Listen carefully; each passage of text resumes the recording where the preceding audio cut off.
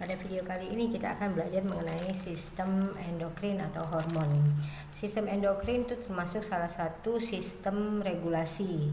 Yang satunya lagi adalah sistem syaraf, ya. Nah, video kali ini kita hanya membahas tentang sistem endokrin saja. Nah, kalian harus tahu mengenai pengertian hormon kalau belajar mengenai sistem endokrin, ya. Kemudian perbedaan sistem saraf dengan sistem hormon. Kemudian juga kelenjar endokrin itu sendiri yang menghasilkan hormon. Kemudian yang keempat adalah hormon-hormon yang dihasilkan oleh kelenjar endokrin. Kelima, kelainan pada sistem endokrin yang sering ditanyakan saat ulangan. Dan yang terakhir, soal-soal sistem hormon pada SBMPTN maupun UN.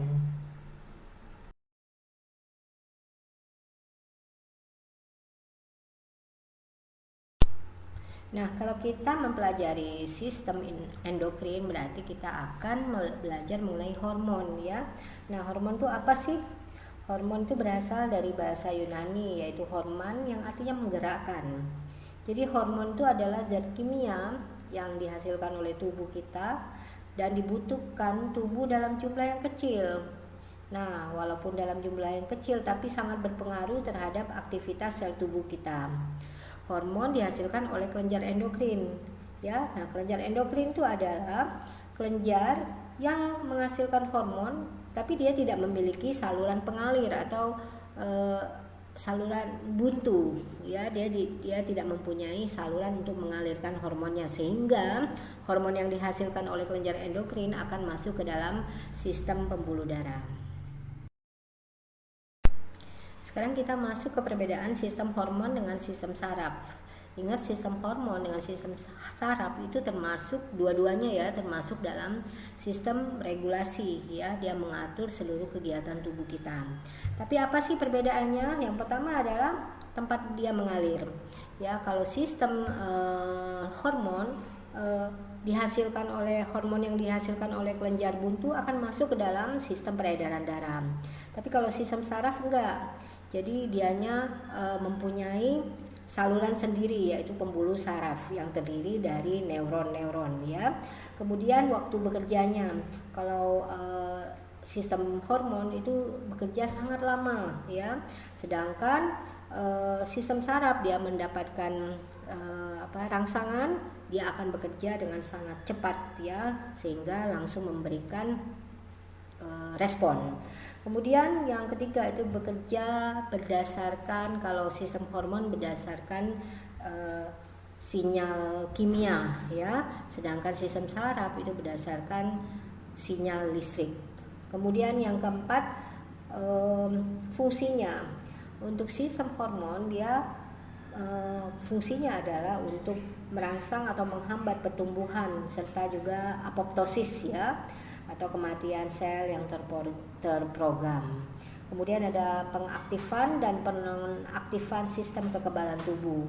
Kemudian juga pengaturan metabolisme, kemudian fase kehidupan, misalkan pubertas, menopause, itu semua diatur oleh sistem hormon, ya. Sedangkan sistem saraf itu dia merespon rangsangan dari luar atau dari dalam tubuh supaya otot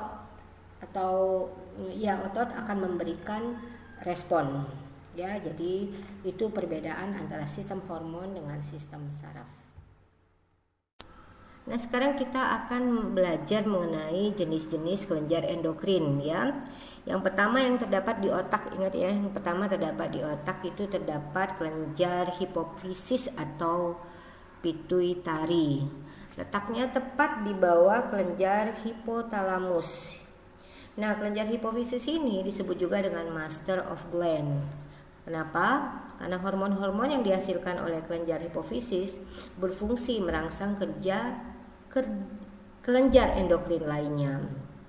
Di slide selanjutnya kalian bisa lihat hormon apa saja yang dihasilkan oleh kelenjar hipofisis yang merangsang kelenjar endokrin lainnya.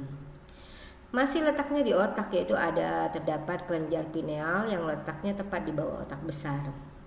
Kelenjar pineal ini menghasilkan hormon melatonin, ya. fungsinya mengatur ritme biologis kita, misalkan waktu tidur ya. Jadi saat tidur konsentrasi hormon melatonin ini meningkat dan sebaliknya ya. Jadi pada saat bangun dia akan menurun. Karena apa? Karena hormon ini menimbulkan efek siklus gelap dan terang. Sekarang kita masuk yang ada di leher ya. Ada dua kelenjar endokrin yang ada di leher, yaitu kelenjar tiroid atau kelenjar gondok, dan di bawahnya terdapat kelenjar paratiroid atau kelenjar anak gondok. Kemudian masuk ke rongga dada, di situ juga terdapat kelenjar endokrin yaitu timus. Fungsinya untuk menimbun hormon somatotropin yang dihasilkan oleh kelenjar hipofisis dan juga bisa menghasilkan hormon timosin untuk mematangkan limfosit saat masih anak-anak. Lanjut ke pankreas. Di atasnya pankreas itu permukaannya ya terdapat kelenjar pulau Langerhans. Ya. Kemudian ke ginjal, di atasnya juga terdapat kelenjar adrenal atau kelenjar anak ginjal. Dan yang terakhir adalah kelenjar gonad atau kelenjar kelamin yang terdiri dari dua jenis ya. Pada perempuan kelenjar gonadnya adalah ovarium dan pada laki-laki kelenjar gonadnya adalah testis. Nah, yang saya sebutkan tadi ada dua kelenjar yaitu pineal dengan timus. Saat anak-anak sangat aktif bekerja. Tapi saat pubertas atau setelah pubertas maksud saya dewasa ya, kelenjar ini akan mengecil atau menyusut. Jadi kita abaikan saja ya. Nah, jadi yang kalian harus ingat di atas itu adalah hipofisis atau pituitari ya, yang terdapat di otak. Kemudian di leher ada dua kelenjar yaitu tiroid dan paratiroid. Kemudian ada kelenjar di pankreas pulau Langerhans. Kemudian ada di ginjal terdapat kelenjar adrenal dan kelenjar gonad. Jadi ada 6 ya, kalian harus ingat. Nah, bagaimana cara mengingatnya jenis kelenjar endokrin ini? Kalian bisa buat kalimat yang lucu-lucu, apapun itu terserah kalian aja, yang penting mudah diingat. Misalkan saya kasih contoh ya. Misalkan dari 6 kelenjar ini saya buat kalimat, handphone tidak punya padahal aku ganteng. Nah, handphonenya itu adalah hipofisis, tidak tiroid, punya paratiroid, padahal pulau Langerhans, aku adrenal, dan ganteng itu gonad. Bisa juga handphonenya ganti dengan pacar. Jadi pacar tidak punya padahal aku ganteng. Pacarnya itu dari kata pituitari karena hipofisis sama dengan pituitari. Nah, cara mengingat ini untuk mempermudah kalian supaya gampang mengerjakan soal-soal ini. Semoga berhasil ya. Sekarang kita masuk ke hormon-hormon yang dihasilkan oleh kelenjar endokrin. Nah, kelenjar endokrin yang pertama itu adalah kelenjar hipofisis yang terdapat di otak ya, di bawah hipotalamus. Kelenjar hipofisis juga disebut dengan master of gland. Mengapa? Karena dari hormon-hormon yang dihasilkannya itu akan mempengaruhi kelenjar endokrin lainnya. Kita lihat ya hormon apa aja yang dihasilkan. Oke, kelenjar hipofisis itu ada 3 bagian, yaitu bagian depan atau lobus anterior. Nah, di bagian depan ini dihasilkanlah hormon somatotropin atau growth hormone yang berfungsi untuk mempengaruhi pertumbuhan. Kemudian yang kedua adalah TSH atau thyroid stimulating hormone. Dari katanya ada kata thyroid, berarti TSH ini adalah untuk memelihara pertumbuhan dan perkembangan kelenjar tiroid dan juga sebagai stimulator supaya kelenjar tiroid dapat melakukan sekresi hormon T3 dan T4. Ya, hormon T4 itu adalah tiroksin ya, jangan bingung. Dan hormon T3 itu adalah triiodothyron ya. Kemudian ada juga ACTH atau adrenocorticotropic. ACTH ini merangsang korteks ginjal untuk berproduksi hormon-hormonnya ya. Kemudian ada prolaktin, itu digunakan untuk merangsang kelenjar susu ya, ibu yang baru melahirkan. Kemudian ada hormon gonadotropin. Nah, hormon gonadotropin ini ada FSH ya. FSH itu merangsang pertumbuhan folikel untuk menghasilkan estrogen. Kemudian ada LH untuk merangsang ovulasi dan juga merangsang korpus luteum untuk menghasilkan progesteron. Kemudian pada laki-laki FSH juga merangsang terjadinya spermatogenesis. Kemudian pada laki-laki juga terdapat ICTH ya, itu merangsang sel-sel interstisial testis untuk berkembang dan memproduksi testosteron. Kemudian di bagian tengah itu terdapat menghasilkan hormon MSH atau melanocyte stimulating hormone, itu mempengaruhi warna kulit ya. Kemudian di bagian posterior atau bagian belakang itu terdapat hormon oksitosin, memproduksi hormon oksitosin ya. Itu gunanya untuk menstimulasi kontraksi otot selama proses melahirkan ya. Kemudian ada juga hormon ADH atau antidiuretika hormon atau disebut juga dengan vasopresin ya. Nah, ini digunakan untuk menurunkan volume urin, juga meningkatkan tekanan darah dengan cara menyempitkan pembuluh darah.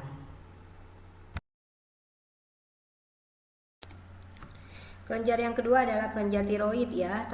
Letaknya itu terdapat di leher atau batang tenggorok ya. Tepatnya di bawah jakun, bentuknya mirip kupu-kupu. Hormon yang dihasilkan yang paling terkenal itu adalah hormon tiroksin sesuai dengan nama kelenjarnya, yaitu kelenjar tiroid. Hormon yang dihasilkan tiroksin. Selain itu ada juga triodotironin ya. Nah, fungsi utamanya itu adalah mengumpulkan yodium untuk mengubahnya menjadi hormon tiroksin yang disebut juga dengan T4 dan triodotironin atau T3. Dengan kata lain, hormon-hormon tersebut berguna untuk mengatur metabolisme tubuh.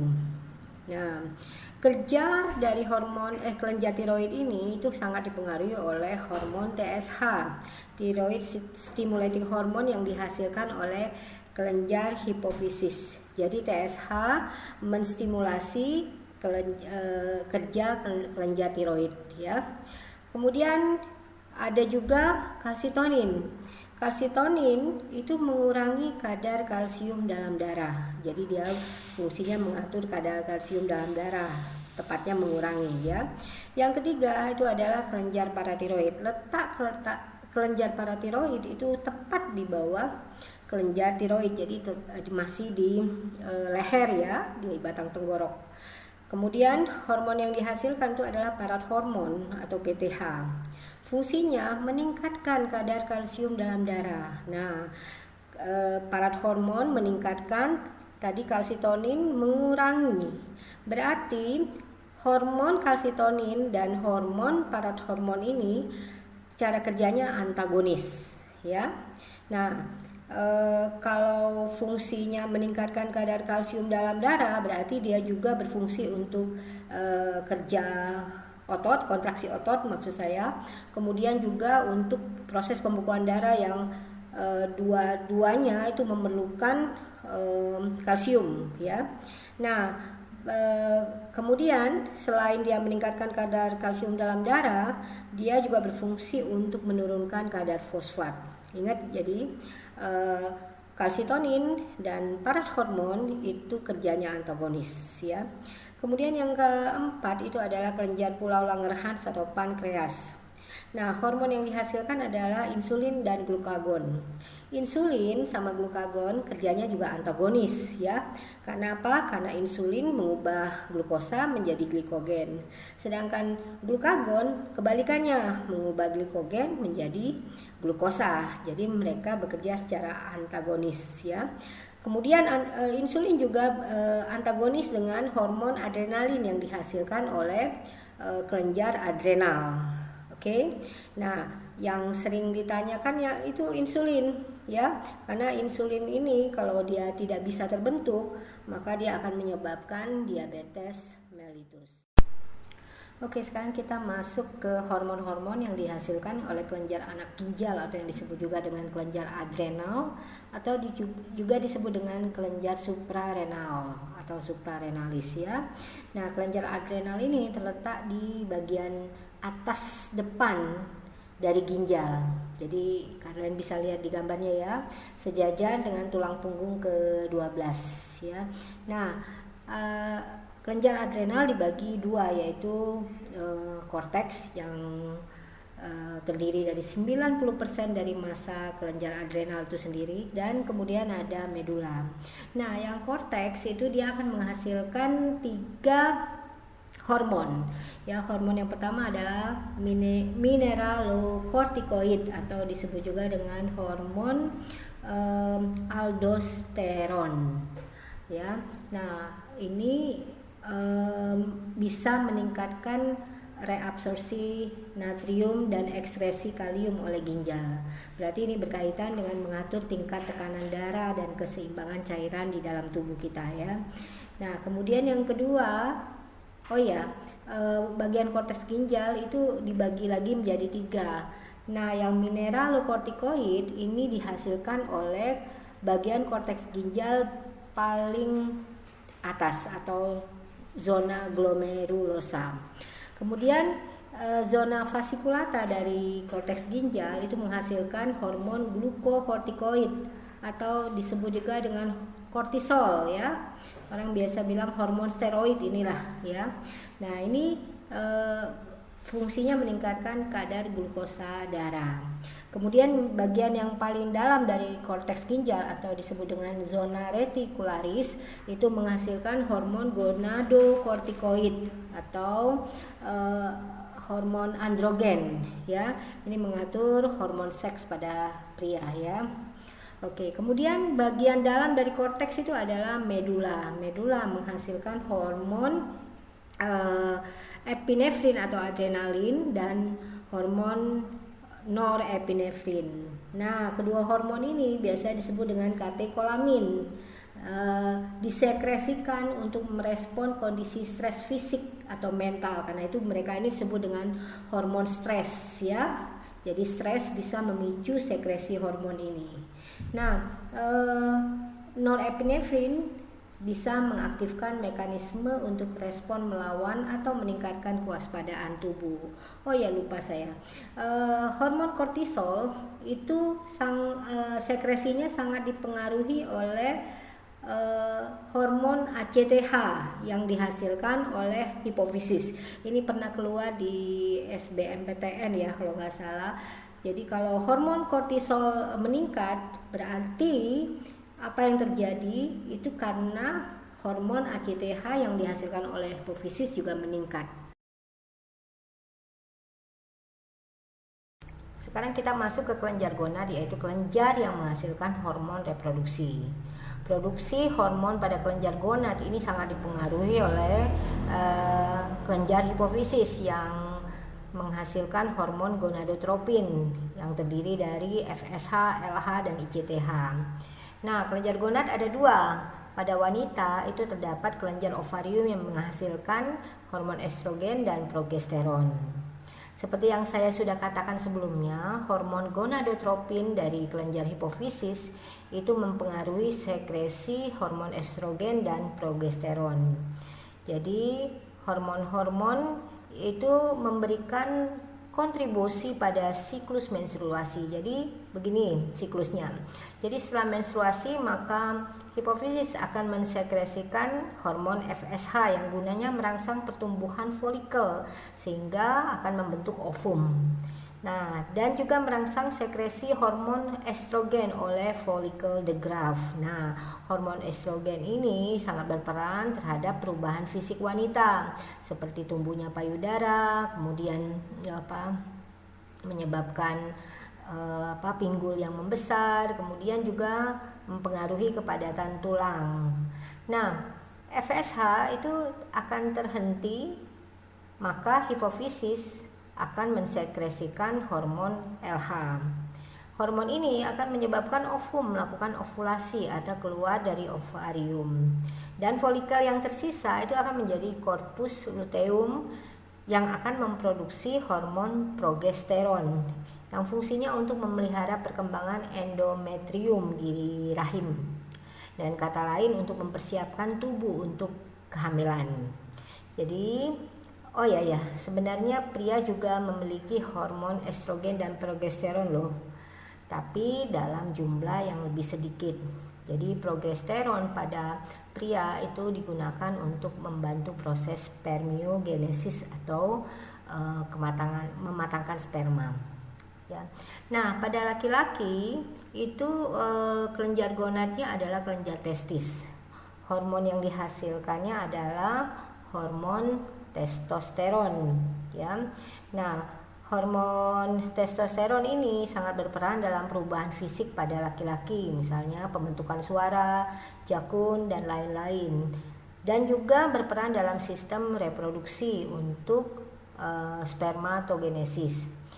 Pada wanita juga terdapat hormon testosteron, tetapi dalam kadar yang lebih sedikit.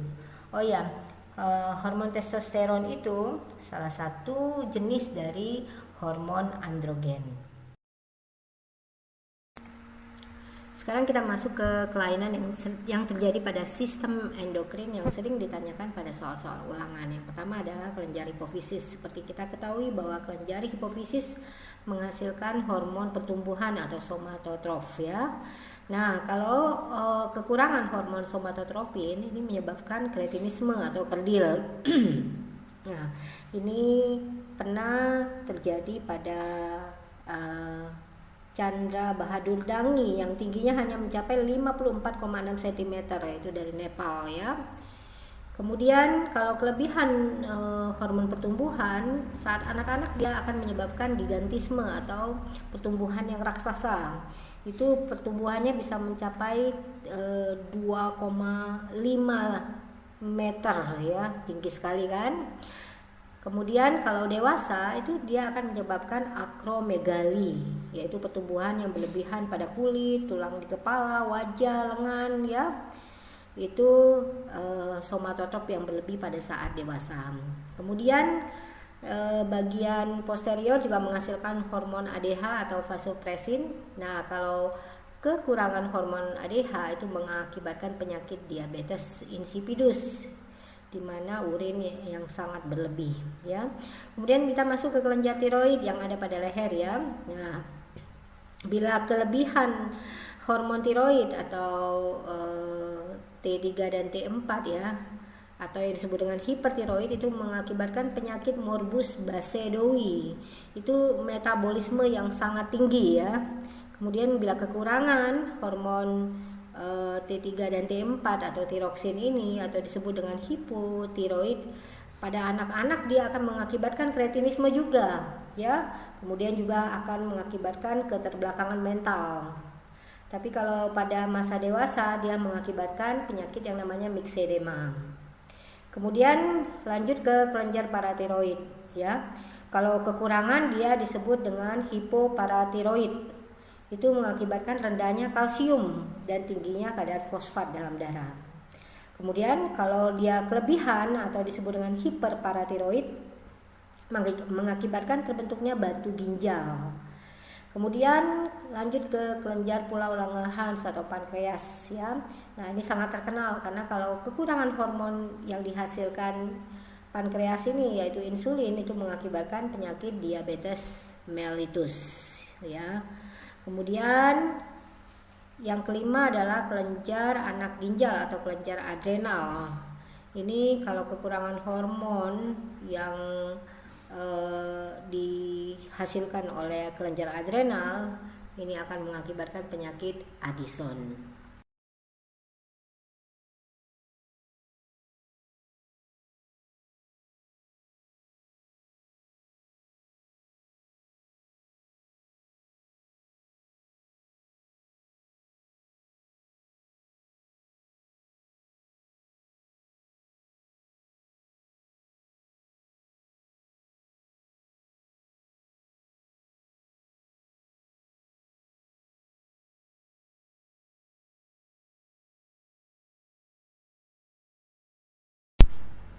Nah, sekarang kita masuk ke soal-soal UN dan SBMPTN tentang hormon. Soal SBMPTN itu paling banyak, hampir setiap tahun maksud saya, itu ada materi mengenai hormon ya. Coba kita lihat, saya kasih 5 soal ini, soal-soal SBMPTN tahun-tahun dahulu ya. Nah, nomor 1, bila korteks adrenal itu memproduksi kortisol dalam jumlah yang besar, maka kondisi yang terjadi adalah titik ya. Nah, di sini kita lihat bahwa hipofisis itu menghasilkan yang namanya ACTH. Nah, ACTH ini menstimulasi kelenjar adrenal untuk memproduksi hormon kortisol, sehingga hubungannya ada ya antara hormon ACTH dengan kortisol. Bila ACTH meningkat, maka produksi hormon kortisol juga meningkat. Jadi jawaban nomor 1 itu adalah B. Kemudian yang kedua, organ yang berfungsi sebagai kelenjar endokrin dialah, kalau lihat di sini ada pankreas, pituitari, kemudian adrenal dan ovarium, itu semuanya benar ya. Jadi kalau ini jawabannya, kalau semuanya benar ini adalah E. Kemudian nomor 3, meningkatnya kepekatan darah yang dideteksi oleh hipotalamus merangsang sekresi hormon antidiuretik atau ADH ya. Jadi ingat, kalau darah itu pekat, maka hipofisis itu akan meningkatkan sekresi ADH supaya tubulus ginjal itu melepaskan air, sehingga konsentrasi darah akan menjadi encer dan urin mengental, sehingga pernyataannya ini adalah benar. Kemudian kita lihat sebabnya. ADH membantu meningkatkan reabsorpsi air dalam ginjal. Benar sekali, karena memang hormon antidiuretika ini berguna untuk meningkatkan reabsorpsi air dalam ginjal, sehingga urin akan menjadi lebih sedikit volumenya. Jadi jawaban pernyataan benar, kemudian alasan benar, dan berhubungan, itu jawabannya adalah A. Kemudian nomor 4, ketika kadar glukosa darah naik melebihi normal, pankreas akan mengeluarkan glukagon. Nah, kalau kadar glukosa darah naik, maka pankreas tidak akan mengeluarkan glukagon. Dia akan mengeluarkan insulin, karena insulin akan membuat glukosa berubah menjadi glikogen, sehingga kadar glukosa darahnya akan normal ya. Jadi pernyataan salah. Kemudian kita lihat alasannya, glukagon mempercepat perpindahan glukosa ke dalam sel dan menyebabkan penguraian simpanan glikogen ya. Benar sekali jawab alasannya. Kenapa? Karena glukagon itu merubah glikogen menjadi glukosa. Jadi ini pernyataannya salah, jawaban alasannya benar. Jadi jawabannya adalah D ya. Kemudian nomor 5, naiknya tekanan darah mengakibatkan menyempitnya pembuluh nadi, dipengaruhi oleh hormon apakah? Seperti saya sudah jelaskan sebelumnya bahwa hormon ADH itu bisa meningkatkan tekanan darah. Dengan cara apa? Dia dengan cara menyempitkan pembuluh darah. Jadi jawabannya adalah ADH.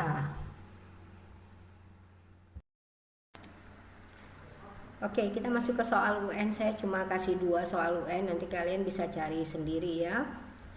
Soal hormon di soal UN itu tidak terlalu sulit ya. Jadi kita lihat deh soal nomor 1. Di situ ada gambar kelenjar yang ditunjukkan adalah kelenjar di leher. Ingat, kelenjar di leher cuma ada 2, yaitu kelenjar tiroid dan paratiroid. Tapi di situ katanya kelenjar X dihasilkan hormon yang fungsinya meningkatkan kadar kalsium dalam darah. Nah, kalau yang meningkatkan kadar kalsium dalam darah itu adalah kelenjar paratiroid yang menghasilkan kelenjar parathormon ya. Ingat, ada bedanya dengan kelenjar tiroid. Kelenjar tiroid yaitu hormon kalsitoninnya itu mengurangi atau menghambat kadar kalsium dalam darah. Jadi jawaban nomor 1 adalah C, yaitu parathormon. Kemudian yang kedua, dalam sistem reproduksi manusia, hormon progesteron itu berperan dalam apakah? Di sana ada A, merangsang ovulasi. Ingat, yang merangsang ovulasi adalah LH. Kemudian merangsang kontraksi uterus itu adalah oksitosin. Menghambat sekresi estrogen itu adalah LH. Kemudian memelihara ketebalan endometrium itu adalah progesteron, dan merangsang pertumbuhan folikel primer itu adalah FSH. Jadi jawabannya adalah D, memelihara ketebalan endometrium.